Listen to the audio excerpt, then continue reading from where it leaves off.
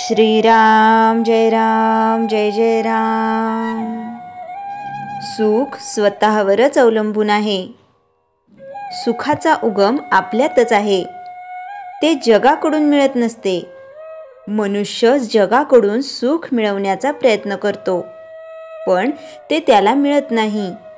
याचे कारण असे की सुख बाहेरून मिळवायचे नसून स्वतःकडून मिळवायचे असते। आपण आहोत इथपर्यंत जग आहे, अशा अर्थाची म्हण आहे। जगाचे अस्तित्व आपल्या अस्तित्वावर अवलंबून असते।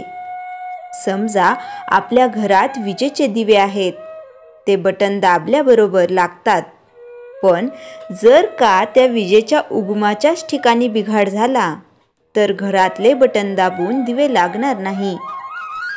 फरक काय? पण घरातील दिव्यांची दुरुस्ती करण्याचा प्रयत्न केला तरी मूळ ठिकाणच्या बिघाडाची दुरुस्ती होईपर्यंत काही उपयोग नाही। त्याप्रमाणे आपल्या स्वतःमध्येच सुधारणा झाल्याशिवाय बाहेरून सुख मिळणार नाही। समुद्र सर्व पृथ्वीच्या पाठीवर दूरवर पसरलेला आहे, पण असे कधी झाले आहे का की अमुक एका ठिकाणचे पाणी कमी खारट असते? तसे जगात कुठेही गेले तरी सुखाच्या बाबतीत अनुभव सारखाच येणार। म्हणजे सुख जगावर अवलंबून नसून स्वतःवरच आहे। त्याला उपाय म्हणजे स्वतःचीच सुधारणा करणे हा आहे। आता ही सुधारणा कशी करायची? ईश्वराने मनुष्याला बरे वाईट जाणण्याची बुद्धी दिलेली आहे, ती इतर प्राण्यांना नाही। त्या बुद्धीचा पुरेपूर उपयोग करून आपण वाईट गोष्टी करण्याचे टाळावे आणि चांगल्या गोष्टी करण्याचा प्रयत्न करावा।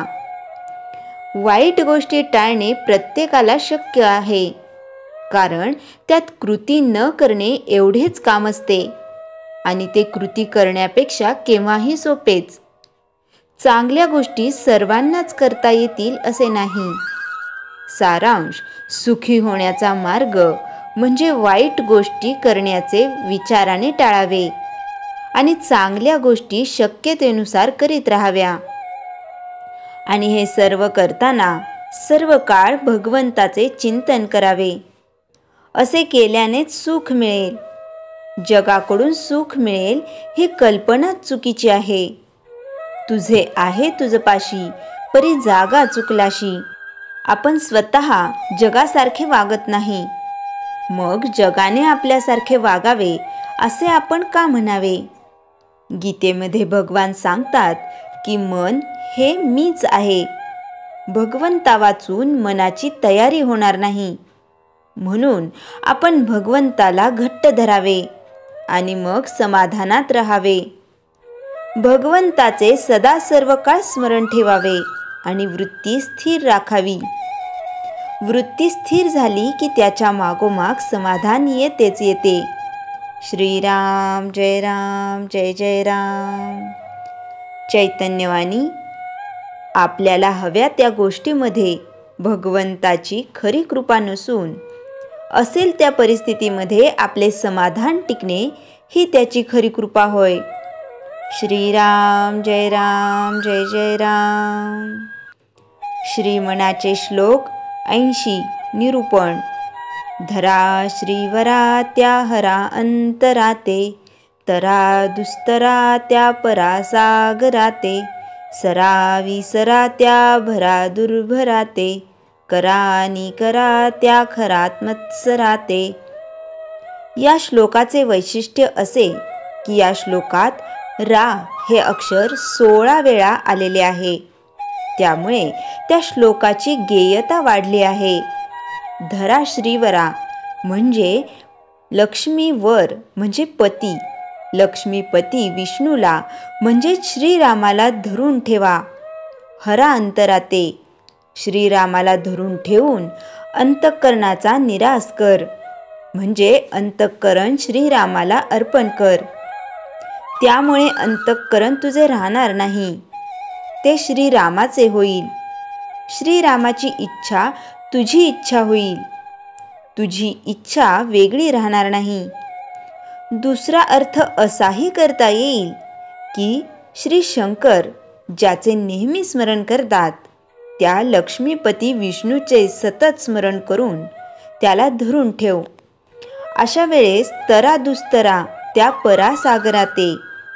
तरा तरून जाणे, दुस्तर कठीण.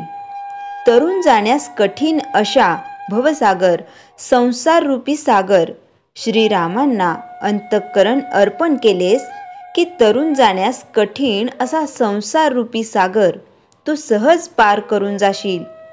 कारण संसार रूपी सागर आटून जाईल.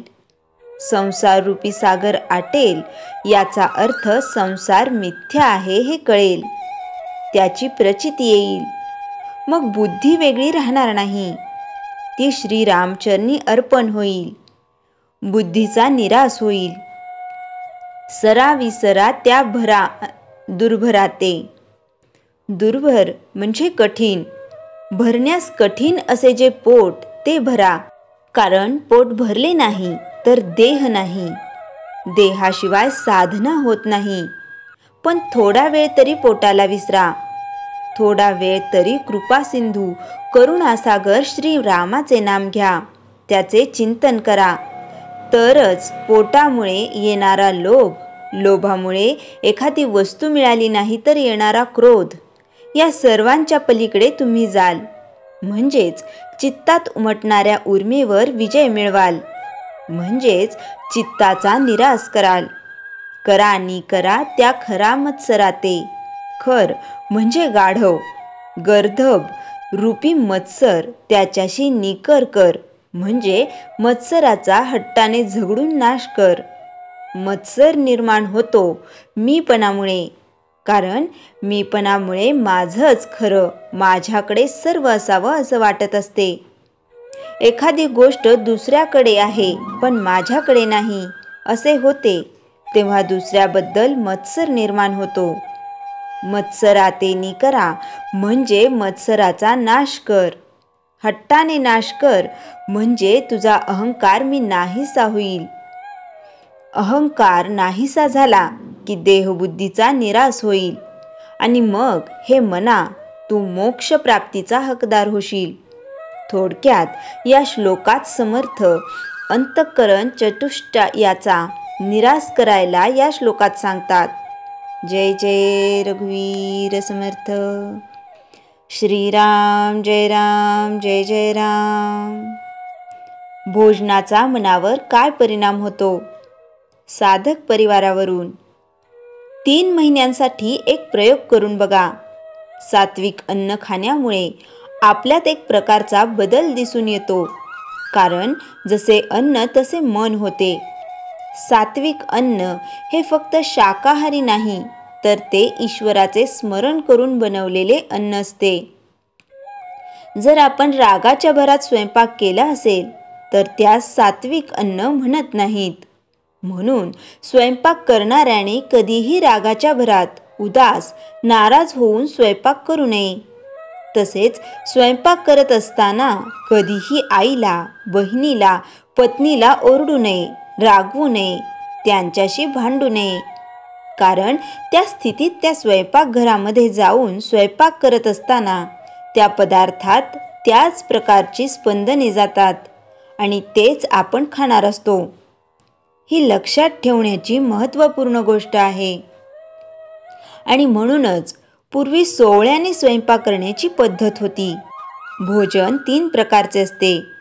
1 जे आपण हॉटेलमध्ये खातो, 2 जे घरात आई पत्नी बनवते, आणि 3 जे आपण मंदिरात अन्नकोटात खातो ते भोजन. तिन्ही भोजनात वेगवेगळी स्पंदने असतात. 1 हॉटेलमध्ये पदार्थ बनवतात ते विकत घेऊन खावे लागते. ते आपण नेहमी खाल्ल्यास त्यातील स्पंदने आपणास आंतरिक समाधान देत नाहीत. त्यामुळे कधी कधी त्या अन्नाने आपणास त्रासही होतो. ते पदार्थ कोण शिजवतं, त्यावेळी त्याच्या मनात काय चाललेले आहे, त्याचा भाव कोणता आहे, ते सगळं त्या अन्नात उतरतं. तेच संस्कार त्या अन्नावर होतात. तोच भाव आपल्यात उतरतो. 2 घरात आई पत्नी जे पदार्थ करते ती फार प्रेमाने करत असते.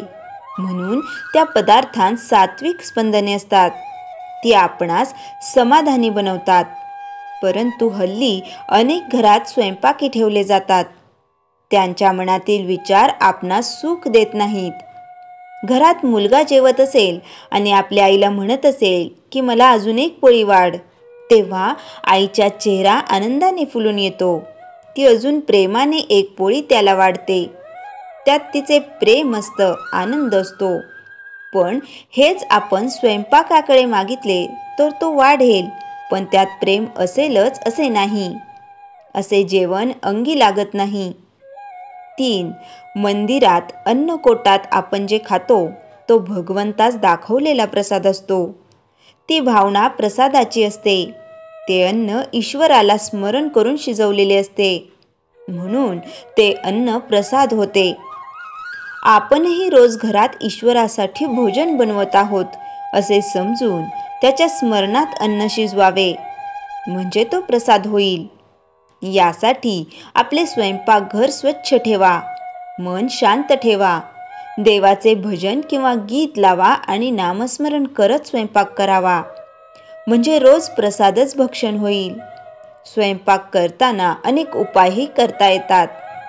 घरात काही त्रास असेल तर त्यावर हा एक उपाय आहे. ती गोष्ट चांगली व्हावी म्हणून परमेश्वराकडे प्रार्थना करत स्वयंपाक करावा. परमेश्वरास प्रार्थना करावी की हे अन्न खाणाऱ्याच्या मनात एकमेकांविषयी प्रेम, वात्सल्य, आपुलकी, विश्वास निर्माण होऊ दे. त्यांच्या मनात शांती निर्माण होऊन सकारात्मकता, तुझ्याविषयी श्रद्धा निर्माण होऊ दे. अशी प्रार्थना अन्न शिजवताना मनातल्या मनात म्हणत जा.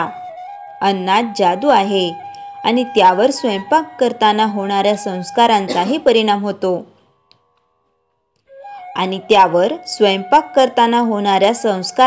परिणाम होतो. स्वयंपाक करण्याच्या मानसिक भावनांच्या संस्कारांचा त्याच्यावर विलक्षण परिणाम होतो. आणि सगळ्यात महत्त्वाचं म्हणजे भाजी असो, कुकर असो, काही असो, त्या पात्राला हात लावून कृष्णार्पणमस्तु म्हणून नमस्कार करा. मग बघा काय जादू होते. सगळी आसपासची सूक्ष्म स्पंदनं संपून जातील आणि उरेल किंवा तयार होईल तो प्रसाद. श्रीराम जय राम जय जय राम. जयाच्या जनी जन्मनामार्थ झाला, जयाने सदा वासनामात केला. जयाच्या मुखी सर्वदा नाम कीर्ती, नमस्कार तया ब्रह्मचैतन्यमूर्ती.